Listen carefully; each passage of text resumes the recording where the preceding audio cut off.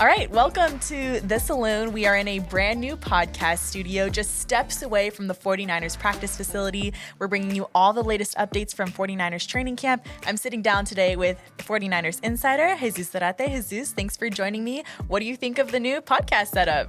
It's awesome. Yeah, I love it. Like the helmet, George Kittle over there. So yeah, everything is nice. I think what's really cool about it is that we're just steps away from the SAP performance facility, so we could go from reporting on practice into some press conferences, right in here into the podcast studio to deliver our updates to the faithful. Now, before we get into some camp updates, I wanted to go over what I think is one of the coolest campaigns of any NFL season, and that's the NFL Top 100. What's really cool about this list is that players vote on their teammates and they vote on other players throughout the league on who they think is the best in the NFL. Now, to get started, it was first announced that running back Christian McCaffrey landed at number 73 on the list. Jesús, I wanted to hear your thoughts on where Christian McCaffrey landed and what you think of this ranking system overall. Well, first of all, in a normal season, obviously last year, you know how it went for Christian McCaffrey, battling through different injuries. But if he had a full season, obviously he has to be like top 10 at least, at least top 20, right?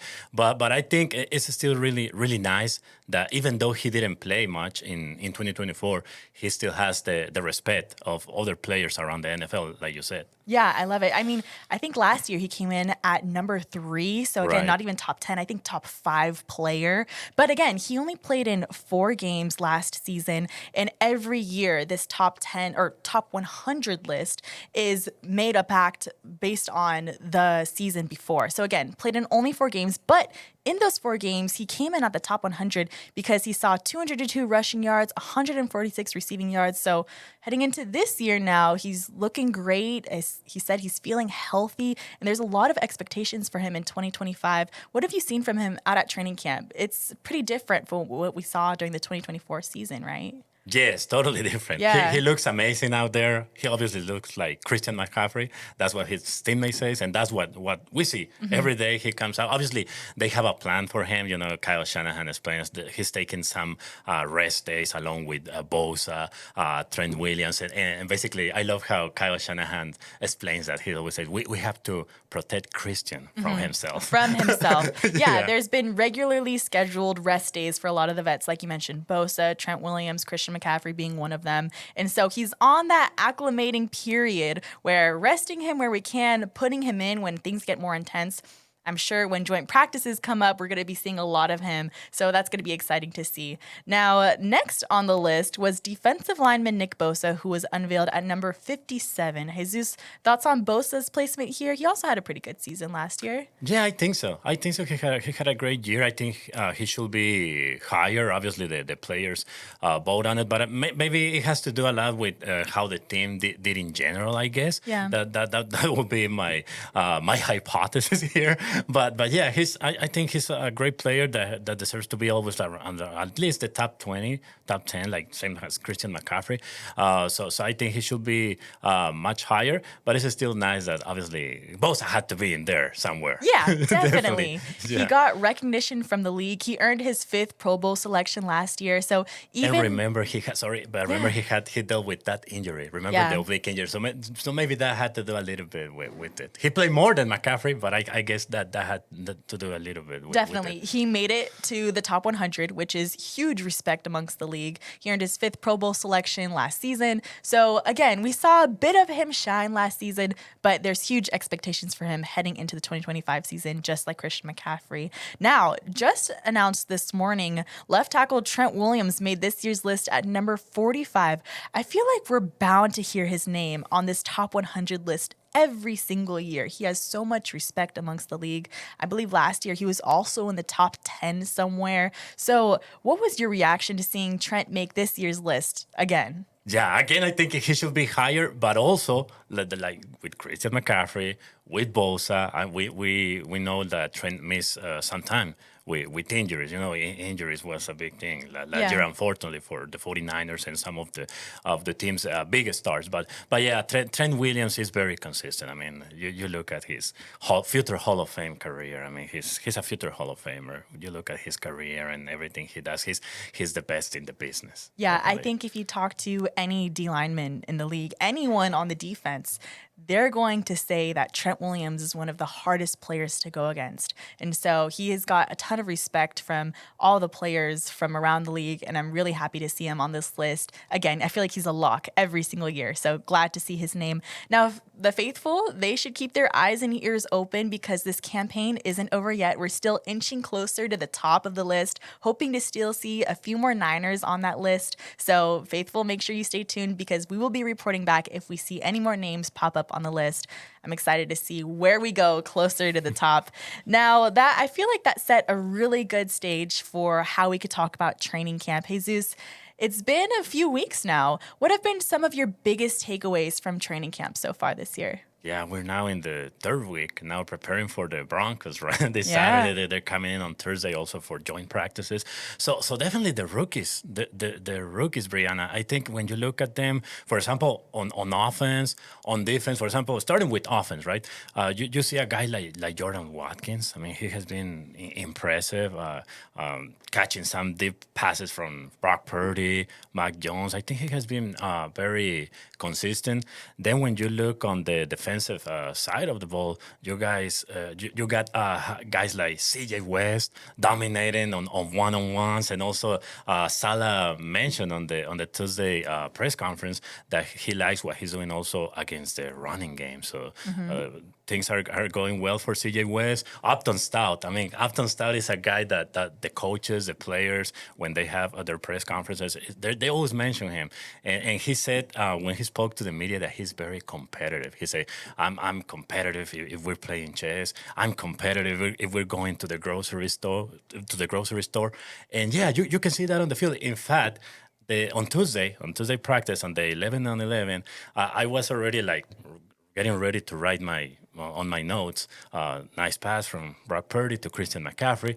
And then Upton Stout was able to catch up with Christian, and he was able to defend that pass. That was amazing. Yeah, I've heard when people are talking about Upton Stout too, Brock Purdy gave him a ton of praise. Robert Saleh, like you said, everyone, Kyle Shanahan, that he's always one of the most prepared rookies in the room. So not only is he competitive and he's intense and it really shines on the practice field, he's the most prepared. He knows how to read that route that Brock's throwing to Christian on, Right. And so it's really cool to see the rookies learn so fast. I think it has a lot to do with how much they're developing throughout college, so that the time that the draft process comes around, they're almost ready. I mean, there's huge differences. The rookies said it themselves between college and the NFL. But this draft class is spectacular, and they stand out among a lot of the draft classes in the past. So these rookies, they are well prepared. They know how to study, and they're really shining out on the practice field. It's really coming through because, like Robert Saleh said, we're going to probably need a lot of these rookies to step in on the defensive side and really show out when it comes to the regular season. So I'm really excited to see how they continue to develop throughout camp. And you mentioned that as you were making that note from the Brock Purdy to the Christian McCaffrey, that Upton Never happened. mind. It's Upton Stout. Cross that out. I want to know, you really take the faithful into what a training camp practice is like. What do you see from your perspective? What's different from watching in the bleachers? And if someone's never been to an open practice before, what can you expect? How's it broken up? Well, basically, like once you get there, once we enter the field or obviously on the side, we start looking for players, like for the injuries, right? Like who's there, who's not there. Basically, like going back to school, like who's absent, Taking attendance. I know, right? So yeah, we start writing that in our notes. Okay, Bosa's not here, Trent Williams, So that's like the first step, because they're doing like their warm ups, and then they each position, like the linebackers, go on one side of the field. And this year is different because we were so used to the way the fields were. Yeah, they got an upgrade.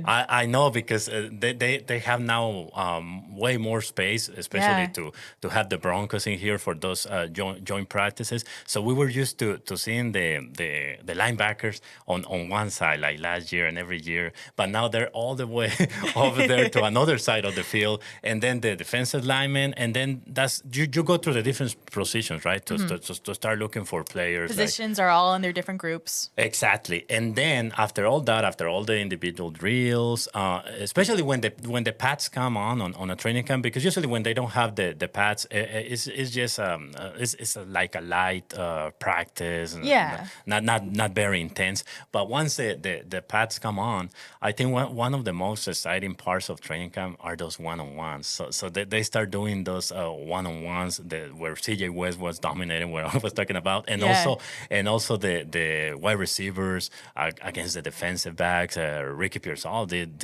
has been doing a really great job on those. Those are very exciting because then you start writing in your notes, okay, Ricky won that battle, and then for the defensive lineman, okay, he won that battle. So those are very exciting, and then obviously they finish with the 11 on 11. They have a period where it's like a normal session, 11 on 11. They have then they have the part where they're moving the ball, getting first downs, like kind of replicating what you see on an official game, right? Yeah. And then obviously the kicking competition, the field goal. So yeah, there's a lot of stuff going on during training camp, but it's very exciting. No, yeah, thanks for breaking that down for us. I think what makes training camp so special, especially here in the Bay, you talked about those one-on-one drills when the pads come on and how intense they could get, but you never really see an elite battle like Trent Williams versus Nick Bosa, You only get that at 49ers camp. So what's been, I think, one of the coolest or most unique experiences that you've been able to see during those one-on-one drills where it's a cliche, they say iron sharpens iron, but where one of the best comes up against one of the best, or maybe it's a rookie that's really shining against a vet. Yeah, those are really amazing. I think the media, everyone is looking for those. Oh, there goes Trent against Bosa, right? Mm-hmm. And also, even like one of the funniest moments or very interesting moments from this camp, I remember McKivitz was facing Nick Bosa because McKivitz just talked to us on Tuesday, and he said all the things he did, like walking on the streets of San Francisco to get in shape, and he was facing Bosa. And at the beginning, Bosa was dominating, but then there was one rep where I think Bosa slipped or something, and then he was like, one more, because usually you see that he goes to the other side, and then the next guy comes in to do his rep. He said, no, give me another shot. More. Yeah, and actually it was very competitive. That third rep that they had McKivitz against Bosa, it was very competitive. So yeah, just see those interesting things in camp. Yeah, no, the training camp days, they're really long. It's hard days for these guys. They're in the building from the very morning all the way till sundown, and they're just stacking days on top of each other. And so it's really preparing them for what an NFL season is about to bring. But also what's really cool is you get to see those learning curves like you talked about. You said, at the beginning, Bosa was dominating Colton McKivitz in those one-on-one drills. But then you start to see Colton McKivitz really get into that grind and start really defending himself against Nick Bosa. And so it's cool to see those learning curves. It's cool to see how players tick as the days go on because it's a long few weeks out here at the SAP Performance Facility. Now, you told me also that as soon as you get out to the practice field that you're taking attendance. Who's here, who's not here, whether it's veteran rest days or maybe some injuries we need to monitor. But as it stands on day 11 now of training camp, what are some injuries to monitor from the roster? Who is getting some rest? Who's on the mend? What does the injury and health status of our team look like right now? Actually, it's really nice that Kyle Shanahan, like every time he speaks to the media, he gives us some updates. So he just spoke to the media on Monday. So he told us, unfortunately, I think the most serious injury is the one that Kevin Givens is dealing with. He said he's gonna come back from a pec injury. They expect him to come back around maybe at some point during the season. And then he said Isaac Guerrero is dealing with a shoulder injury, so he could miss like a few weeks. Same thing with Samuel Cuano, but Samuel Cuano's injury, he's dealing with a groin. And then for Jair Brown, remember he had that ankle surgery during the Yes. offseason. He says it started to bother him a little bit this week, but they expect him to maybe get him back at the end of this week. So I'm assuming maybe for the practice against the Broncos. So we'll be paying attention for that Yeah. on Thursday. And there were a few. Oh, and also Kyle Juszczyk. Kyle Juszczyk, his day today with an Achilles. So there's a couple. Obviously, Jawan Jennings, he's still dealing with that calf injury, and Renardo Green and also Jacob Cowing, they're dealing with hamstrings. I remember Kyle Shanahan. He said he expects them back for the Raiders game for the week against previously to the game against the Raiders, and we saw them like kind of working a little bit, not obviously part of practice, but on the side. So that's a good sign for both Jacob Cowing and Renardo Green. Okay, yeah, thank you for those updates. They sound obviously hard because they're injuries we're dealing with during camp, but pretty positive because we're Right. looking to expect a lot of them back, whether that be next week or the end of this week or whether that be towards the end of the preseason. So that's always good to hear. Now, we talked a lot about the rookies, but we didn't mention our first round pick, Michael Williams. Right. What does he look like and how is he compared to expectations that were put on him during the offseason? Oh, it's amazing, because the way he plays. I mean, he can play on the inside and on the outside, and you can see him dominating. For example, today, Tuesday, I was watching him on those one-on-ones I was talking about. So I saw him like on the outside, and he did a really good job. Then sometimes they put him on the inside, and he also dominates. They say that it's. I remember Trent. Yeah, it was Trent Williams when he spoke to the media. He said it's really blocked. It's really hard to block Michael because his arms are really long, almost has his legs. So yeah, and also the strength he has. So yeah, Michael Williams has been amazing. That's what I like about this rookie class. That almost most of them have been very impressive, including obviously Michael Williams, because obviously being a first round pick, is obviously his expectations are gonna be like higher, but so far he's looking very good. So we talked a lot about the new faces on the team, and I think some other ones that we should hone in on are the free agents. Really cool on the defensive side to see JP, Jason Pinnock come in and work with Robert Saleh. They work together over at the Jets and seeing how he's really flourishing during those 11-on-11 drills. But then on the offensive side, seeing Demarcus Robinson really shine and make that connection with Brock Purdy and seeing how they're really building chemistry. What have you seen out of those two or any other of the free agents that are making the team this year? That's great because you're talking about players who have a lot of experience, obviously, and Pinnock, obviously, knowing Robert Saleh. But that's a good combination. We started talking about the rookies, and you combine that with the guys who have more experience. So that's great for the 49ers because guys like Pinnock have been doing well in camp. In fact, he already has like a pair of interceptions during those 11 drills. So he's doing very well. And on offense, yeah, I've been very impressed with DeMarcus Robinson. Basically, he catches everything they throw. You will see number 5 out there catching those footballs. So yeah, it's really nice, especially with the wide receiver room. You got the injury to Jawan Jennings, obviously the more serious injury to Brandon Ayuk, who's obviously gonna take more time to recover.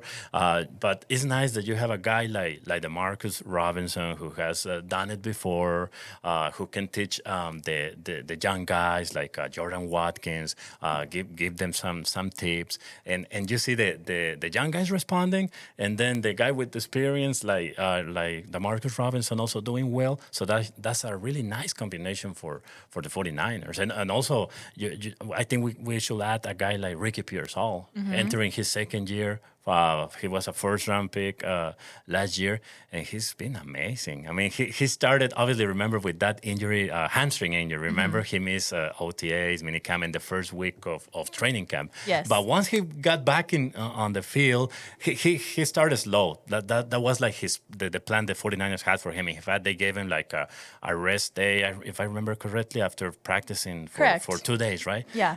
But then, after that rest day, he has been very consistent. the one-on-ones. On Saturday, it was the Ricky Pearsall show. I think he had like 4 receptions from Brock Purdy, and then also today on Tuesday he also had an amazing day. So yeah, it's been really nice to see what Ricky Pearsall has been doing in training camp. In fact, also Clay Kubiak, I remember him saying that this year he's more improved against man coverage. So he says he man to man, Rick is doing better this year. So Yeah, because not only is the chemistry working between him and Brock, and like you mentioned, like he's catching everything, but they're impressive catches too, whether it's a Right. toe tap sideline catch or a catch really deep in the end zone. I'm really liking to see how Brock Purdy places the ball with Ricky Pearsall. And Right. so I think it's also has to give credit to that off-season work that they were doing. I heard that they were together in Florida, I think over in Jacksonville or over in Arizona. So it's really cool to see how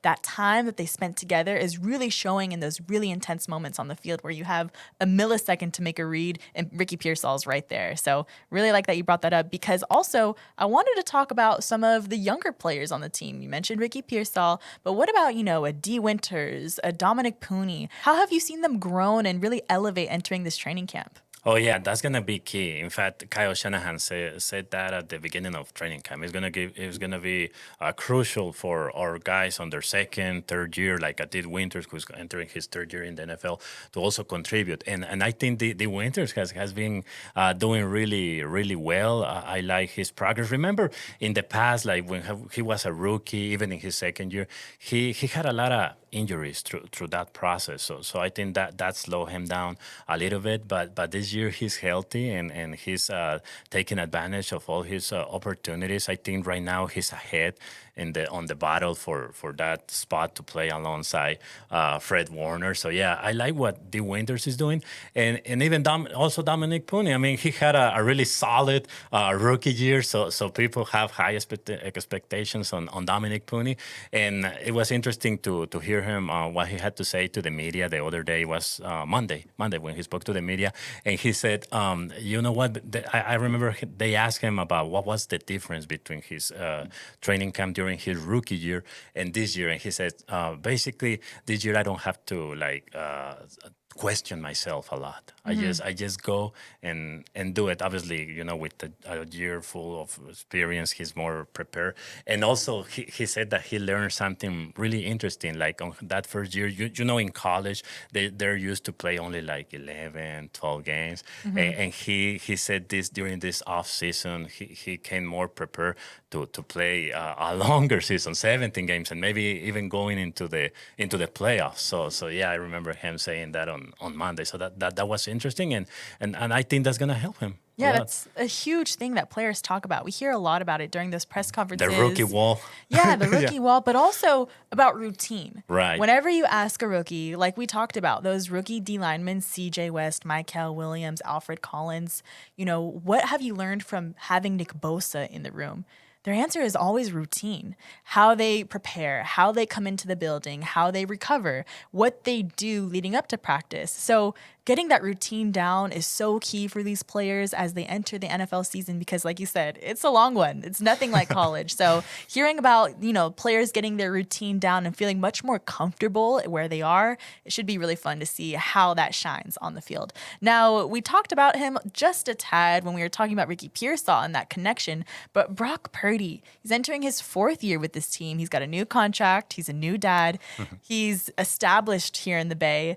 How have you seen him really command this offense and deliver passes like it's nothing for him this year? Yeah, Brock Purdy has been amazing. I mean, very, very consistent. Basically, since we saw him as a rookie, usually Brock Purdy shows us that he's very consistent. And when he does make a mistake, because obviously every player is going to make a mistake at some point, it looks like he gets angry and he finds a way to correct it immediately. So I like that fire in Brock Purdy. And in this training camp, he's been amazing because I if I remember correctly, there was even one day, I think it was during the second week of training camp, he went like for 11 of 11 I mean, he completed every pass during that practice, and he has been completing passes with Ricky Pearsall, with George Kittle. It has been different guys, also with DeMarcus Robinson, Russell Gage. Russell Gage is another guy that has been doing a good Jordan job. Watkins, Christian McCaffrey's in the pass game. Yeah. There's a lot of guys out there. So Purdy has been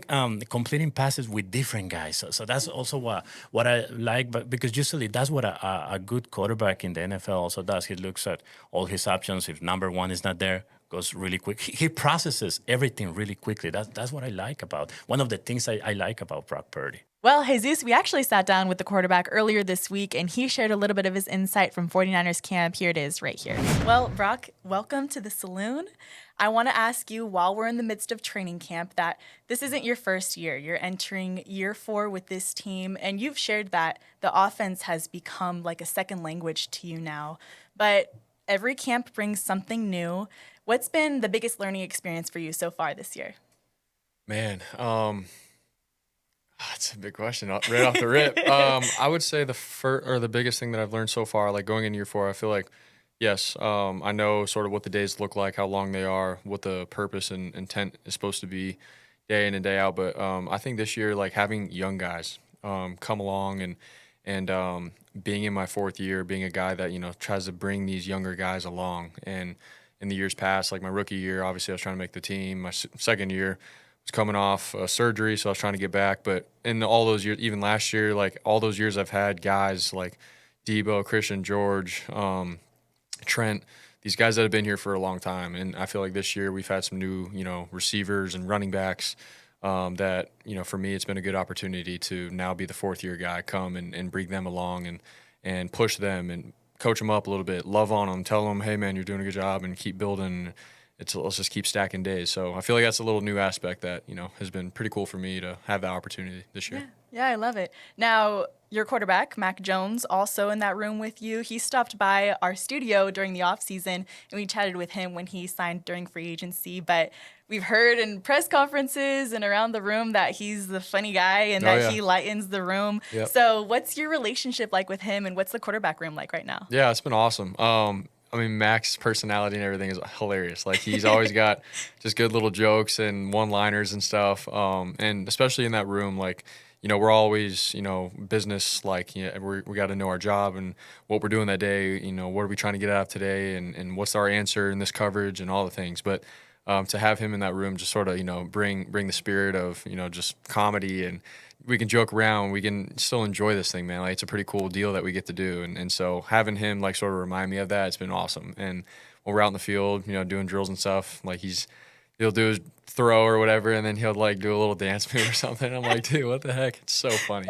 And so he's been a great light in our room. So I love to hear it. Now, Tell me what you see on the other side of the ball. There's a ton of rookies on the defensive side, and they've sort of made a name for themselves during this camp. So has anyone impressed you, or is there anyone you're excited to watch in game action this Saturday?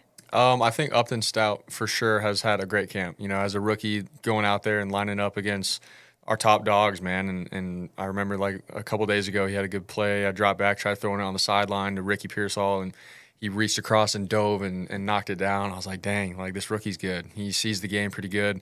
There's been a couple other like quick game things where I have to get the ball out of my hand, and he's like, trying to show me like, all right, I'm gonna go out. No, I'm in. No, I'm out. And I'm like, what the heck? And so he's done a good job of doing all those little things. And for a rookie, like I feel like he's got a really good feel for the game. So Upton Stout has had a great camp so far. I love to hear it. Now, speaking of the rookies, you've mentioned that this camp is about discovering the identity of the 2025 49ers.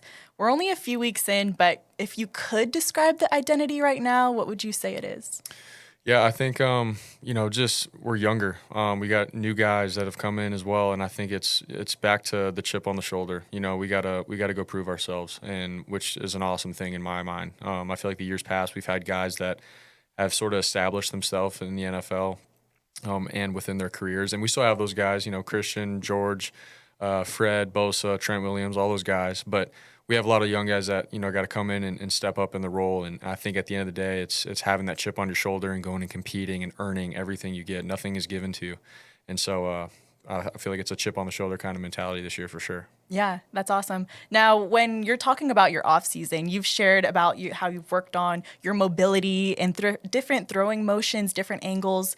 We've seen throughout a few seasons that your teammates get into some like non-traditional workouts. We've seen like Christian McCaffrey go swimming in full gear, like flippers and all. Fred Warner and the linebackers, they're boxing or juggling. I've even seen guys on the D-line do Pilates.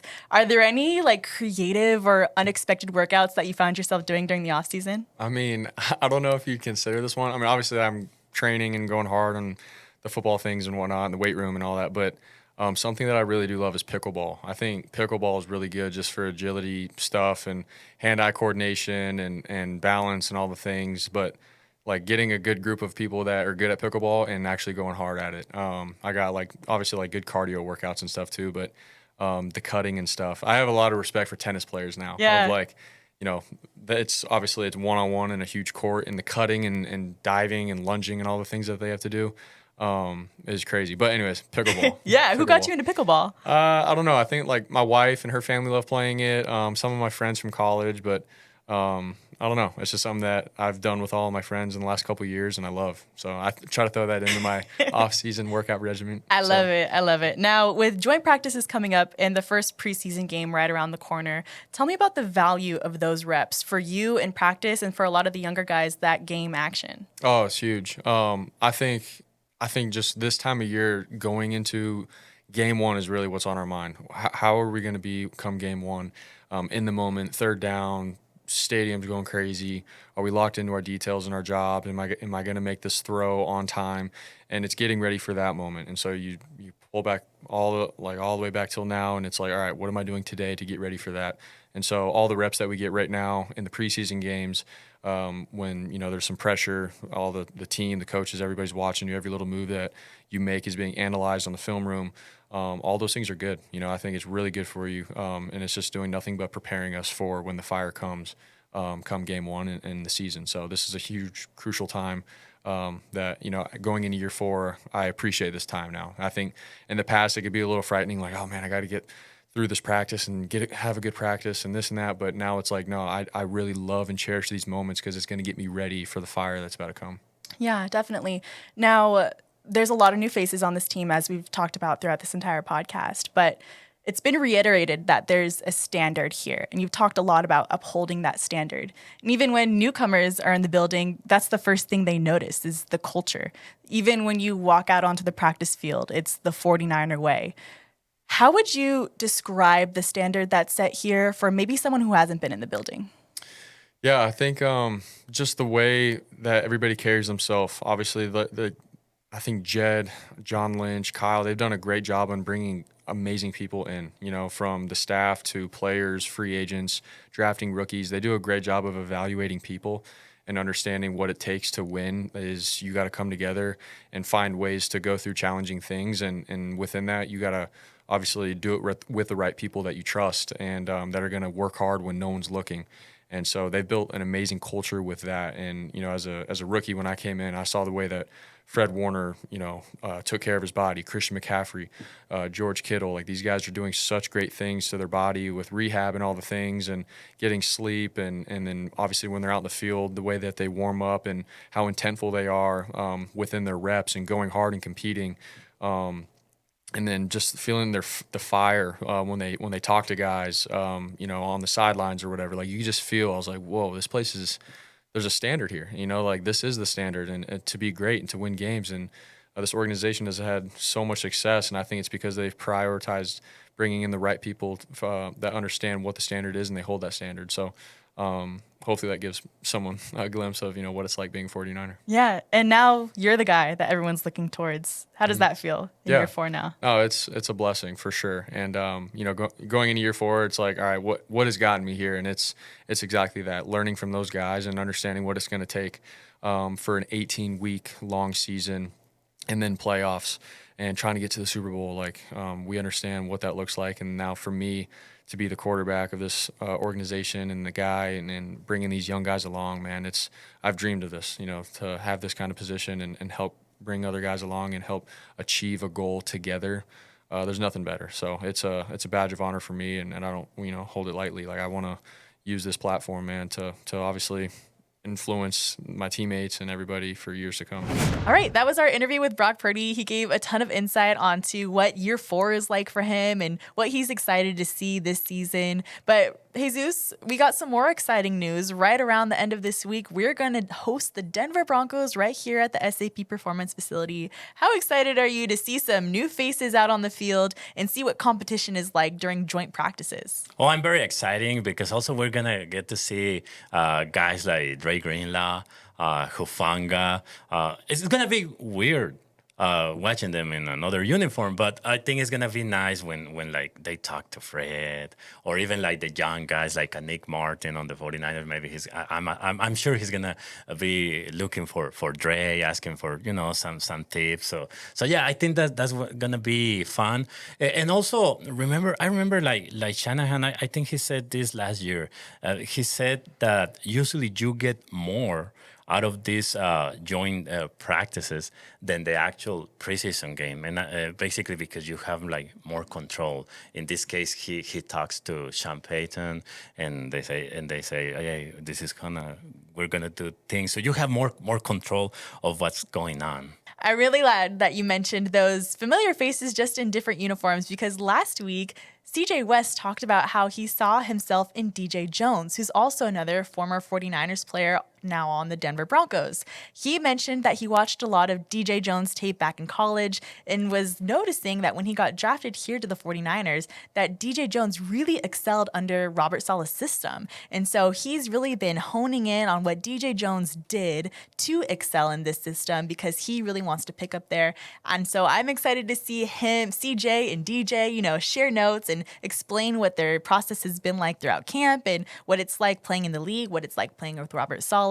So that'll be a fun matchup to watch. Now, you mentioned how these practices are controlled and how this is really valuable time for the vets to shine to the coaching staff, because in a preseason game, we're seeing a lot of the newcomers, the rookies really make their start there. So what's the difference between joint practices versus a preseason game and why those practices could be valuable to some of our vets on the team?